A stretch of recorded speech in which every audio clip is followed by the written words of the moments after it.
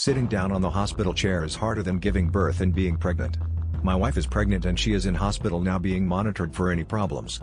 She is tied to give birth and she is in the hospital bed while I have the dusty old looking chair.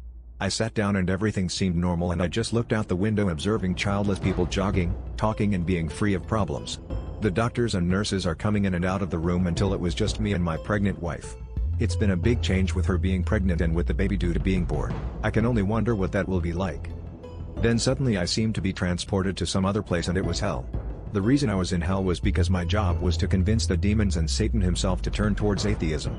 I had this dread within me like I had to convince every demonic thing in hell that atheism was the way. It's like my life was depending on it and then I got up from the chair. I didn't want to sit down on that chair anymore and my pregnant wife was like, you get to sit on that comfy chair while I give birth. Then when I sat back on that chair again I was transported back to hell to convince the demons and Satan that atheism was the way. They weren't convinced at all and I tried giving my best argument but it wasn't going through their heads at all. I had no idea why I was doing this but something within me was compelling me to do it. Then I stood up and I wasn't going to sit on that chair anymore. I wanted to go in another room but my pregnant wife have complained about that. I wanted another chair but my wife complained that I should be looking out for her comfort and not my own. I sat down on that chair and I found myself giving a speech about atheism to all of the demons and even Satan himself.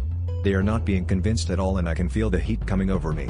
I then get up from chair and my wife now has the baby in her arms. I didn't realize she gave birth and I must have missed it. I told her I can sit down on that chair and that I need another one. She told me that I am being a child and that she has done more. I know it looks like nothing but it's not just a chair.